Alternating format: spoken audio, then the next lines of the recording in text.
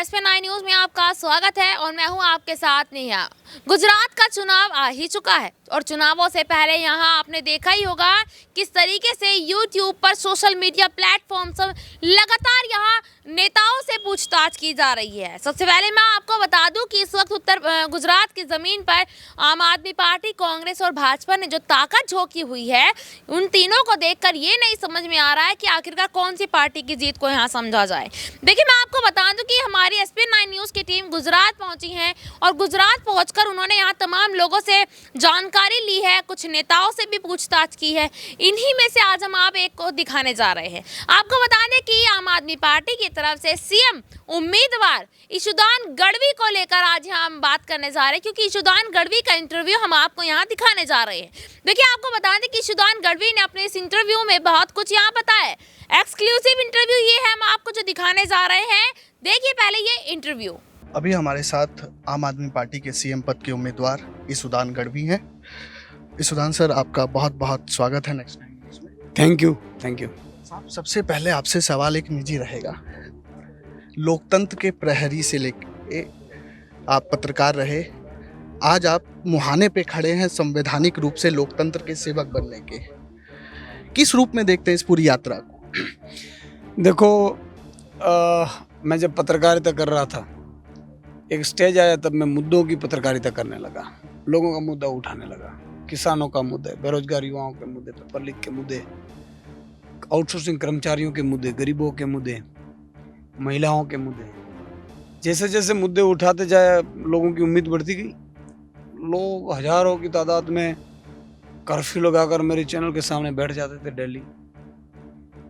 और जब उम्मीद और बढ़ी तो फ़ोन तो लग नहीं रहा था, क्योंकि चैनल में तो फ़ोन लगता है, मुश्किल है, 10,000 कॉल आते थे। तो फिर वो चैनल तक आने लगे, स्टूडियो में आने लगे, इश्यूज छोटे छोटे लेकर। तब मुझे लगा कि अब मुझे पत्रकारिता छोड़नी पड़ेगी, कुछ और सोचना पड़ेगा। और जब मैंने ये सोचा तो देखो, मेरी पर्सनल लाइफ, अपनी पर्सनली दिक्कतें बहुत हुई है, नहीं हुई ऐसा नहीं है। मैं तो लग्जरी लाइफ जी रहा था। यहाँ पर्सनली बहुत कुछ लॉस है, लेकिन आनंद ये बात का है कि लोगों की उम्मीदें हैं और लोगों के लिए करने कुछ चाह रहे हैं, तो उनके आशीर्वाद मिल रहे हैं। तो मनुष्य अवतार में आशीर्वाद से ज़्यादा क्या चीज़ होती है, इसलिए मुझे थकान भी नहीं महसूस होती। शेड्यूल भी आपका बहुत बिजी दिख रहा है। सब मुद्दे पे आते हैं। शिक्षा, स्वास्थ्य, रोजगार, किसान को लेकर मुद्दा चल रहा है। सबसे पहले हम शिक्षा, स्वास्थ्य, रोजगार पे आते हैं। भाजपा का कहना है कि जो मुद्दे लेकर आम आदमी पार्टी आई है, अरविंद केजरीवाल दिल्ली से दौरे कर रहे हैं, वो तो पहले से ही गुजरात में बहुत इंफ्रास्ट्रक्चर डेवलप है, सक्षम रूप से स्थापित है। तो ये बातें जनता के मन में घर नहीं कर पाएगी और चुनाव में ये कोई मुद्दा नहीं है। भाजपा ने खुद ने कबूला है कि पिछले 1.5 साल में उन्होंने 6,000 स्कूलें बंद की है। 700 स्कूल में एक ही टीचर है। असेंबली में इन्होंने कबूला है। 18,000 स्कूलों में कमरे तक नहीं है। 33,000 स्कूलों की हालत बहुत बुरी है। तो कहाँ शिक्षा रही? आप किसी भी गांव में चले जाइए, बच्चों को पूछो, 9वीं कक्षा के बच्चों को आप पूछो कि व्हाट्स योर फादर नेम, तो उनको पता नहीं है। भाजपा ने अपना विकास किया है, अपने बच्चों का विकास किया है, अपने बच्चों को विदेश में पढ़ाया है, यहाँ शिक्षा नहीं की। आप खेडूत लोगों की बात कर रहे हैं कि, लेकिन भाजपा ने यह भी कहा कि नर्मदा कैनाल का काम करके जो सूखे क्षेत्र थे गुजरात के, जैसे हम बात करें थराड़ विधानसभा महसाणा की तरफ, तो वहाँ पर तो हमने पानी पहुँचा दिया। तो अब खेडूत प्रसन्न भी है और फसलों के दाम भी ठीक मिल रहे हैं, और जिस वजह से खेडूत की आमदनी भी बढ़ रही है। लेकिन आप उल्टी बात कह रहे हैं कि नहीं, आमदनी नहीं बढ़ रही, खतरा है। कोई आमदनी नहीं बढ़ी है। कि उन्होंने 2017 में ये कहा था कि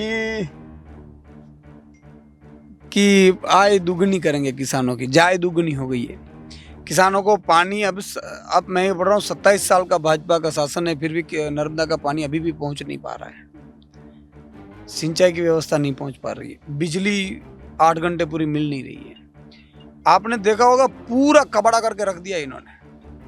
तो इन्होंने ફરીથી આવીશું આપણે પાલથીમાં જ છીએ આવું થોડીક વાર પણ એમ નહીં પેલા રાહ જુએ છે એટલે બીજી વાર આવીશ પાકો બસ પાકો હાજી આવજો हर वर्ग में प्रासंगिकता बढ़ गई है। हाँ, लोगों को उम्मीद है। देखो मैंने कहा ना कि लोगों को एक चीज ये है कि भाई ईशुदान भाई कुछ करेंगे, ईशुदान भाई।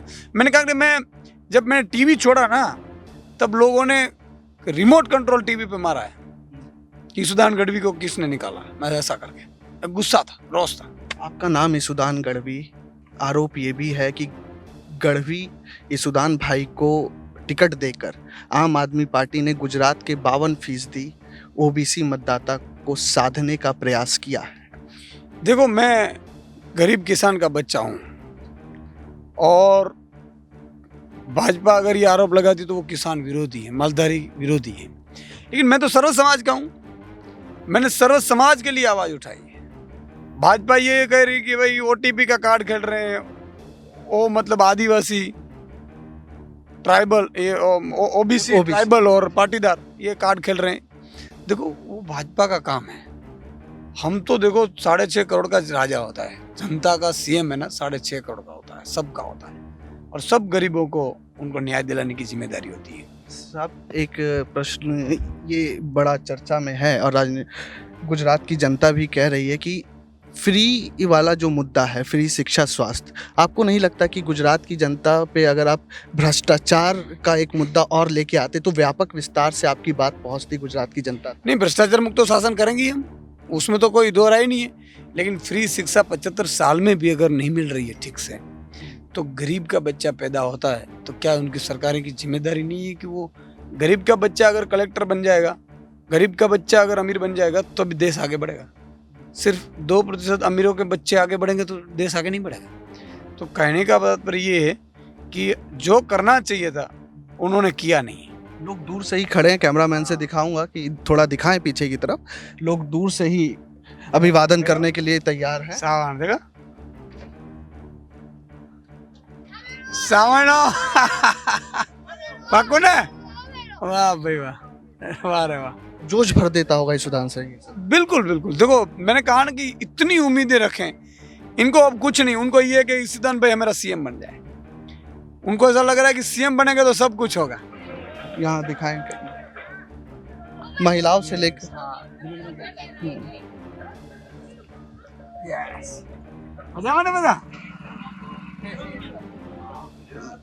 મેં તમને ટીવીમાં જોયા ત્યારથી મને તમને મળવાની ઈચ્છા હતી. બસ પરિવર્તન કરો. थैंक यू, ले जाओ सर। ये जोश साहब चुनाव के बाद भी रहेगा और ईशुदान जी इतने ही एक्सेसिबल रहेंगे, इतनी ही जल्दी लोगों से मिल पाएंगे जब आप सीएम हो जाएंगे? देखो मैं ये कह रहा हूँ ना कि मैं उसी के लिए तो बनने आया हूँ। मैं सीएम बनूंगा तो इसी तरह आऊँगा। मेरा सीएम बनने के बाद हर दूसरा सैटरडे जो छुट्टी का दिन होता है ना, ऑफिसरों के साथ मैं दरबार लगाऊंगा, ओपनली दरबार लगाऊंगा।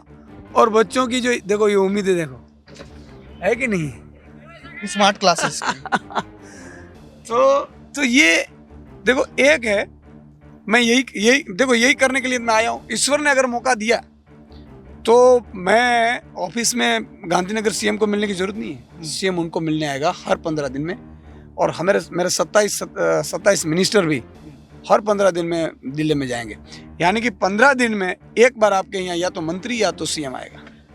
बीजेपी की जो मतदाता हैं, जो बीजेपी को मतदान कर रहे हैं, उनकी नज़र में है पीएम मोदी के नाम पे, चेहरे पे, तो सीएम भूपेंद्र भाई पटेल को भूल गए हैं। कांग्रेस की तरफ से कोई मतदाता घोषित नहीं है, आम आदमी पार्टी की तरफ से ईशुदान गढ़वी। आपको एक सवाल मैं पूछना चाहूँगा, जब मैं लोगों से बात कर रहा था तो ईशुदान गढ़वी वर्सेस हू, क्या देखते हैं आप, ईशुदान गढ़वी वर्सेस हू? देखो लोगों में यही है कि भाई एक बाजू तो ईशुदान गढ़वी है जो सबसे लोकप्रिय, मतलब कि लोगों के दिलों की आवाज़ है। अब मैं तो सामान्य गरीब परिवार में से आ रहा हूँ, मध्यम वर्ग में से आ रहा हूँ, लोगों की दिलों में जगह बनाई है। सामने सीआर पाटिल देखो, आप सीआर पाटिल का क्या धंधा था, क्या बिजनेस था, सीआर पाटिल है, सीआर पाटिल थे।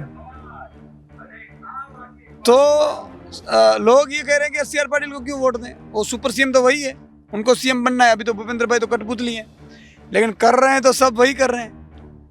तो वो सुपर सीएम सीआर पाटिल है, उनको कोई मतलब कि उनका काम क्या है, धंधा क्या है, सब जानते हैं।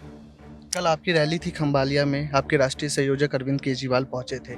कल शाम को ही बीजेपी हेडक्वार्टर में प्रेस वार्ता होती है और ये कहा जाता है कि आम आदमी पार्टी की रैलियों में जो कार्यकर्ता आ रहे हैं उन्हें पैसे देकर बुलाया जा रहा है। क्योंकि उन्हीं के रैलियां खाली जा रही ना, अभी आचार संहिता लग गई, एसटी तो मिल नहीं रही है। तो अमित भाई की जहाँ रैली थी वहाँ ही अगली शाम को मेरी रैली थी खुद की। अमित भाई की रैली से ज़्यादा डबल लोग मेरे रैली में था। और अरविंद केजरीवाल जी की रैली आप देख लीजिए कि कितने थे। तो कहने का तात्पर्य ये है कि भाजपा के पास 27 साल का हिसाब देने के बजाय सिर्फ आरोप लगा। आप मुझे बताइए, उनको हिसाब देना चाहिए, आरोप लगाना चाहिए? वो तो सरकार में। इसलिए अब भाजपा गुजरात में से जा रही है, ये फाइनल है। सेहत भी देख रहे हैं कि थोड़ा सा डाउन है, या सेहत का ख्याल रखा जा रहा है इस सेहत बिजी शेड्यूल? सेहत का ख्याल नहीं रखा जा सकता है, इसलिए क्योंकि रात के 3 बजते हैं और इतने लोग होते हैं कि मतलब कि अभी देखो मैं 2.5 घंटे लेट चल रहा हूँ, 2.5 घंटे लेट चल रहा हूँ। अब रात के 11 साढ़े 11 को तो मैं ख़त्म होगा, फिर मैं जाऊँगा वहाँ, मेरी संगठन की भी मीटिंग लूँगा मैं। तो बेसिकली खाना भी टाइम पे नहीं होता है, सोना भी टाइम पे नहीं होता है।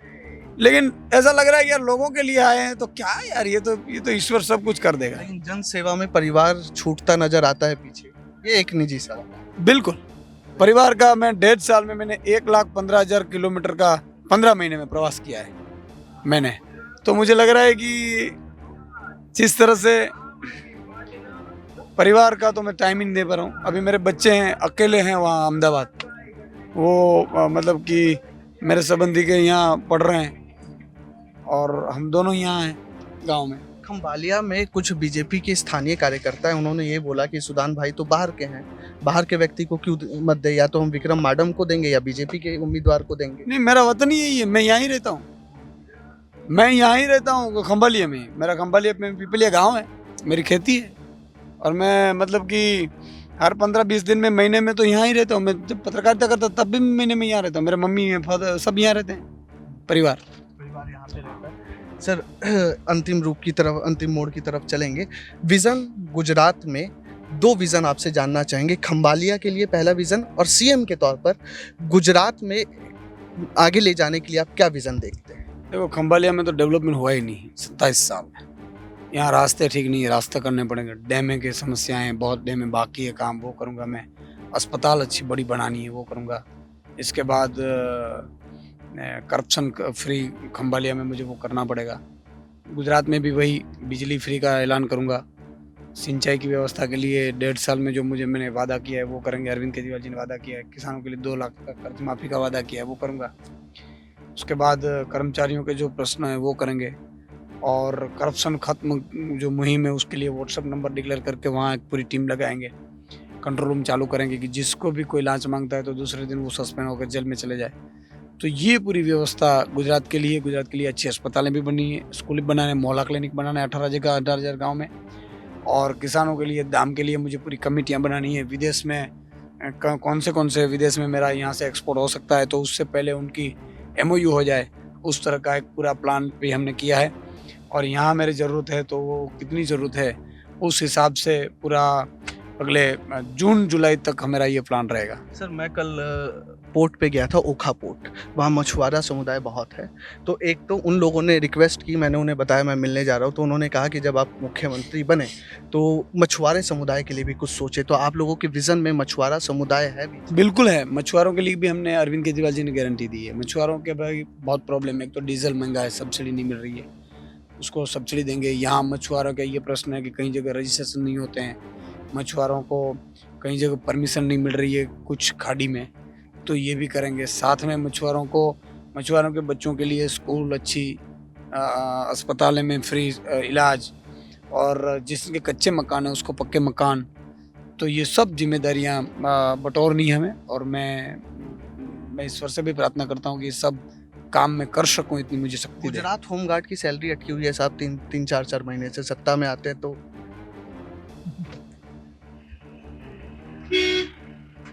गुजरात होमगार्ड की सैलरी अटकी हुई है। सरकार से भी हमने पूछा तो उन्होंने कहा कि सैलरी मिल रही है टाइम टू टाइम, लेकिन वास्तविकता है कि तनख्वाह अटकी हुई है।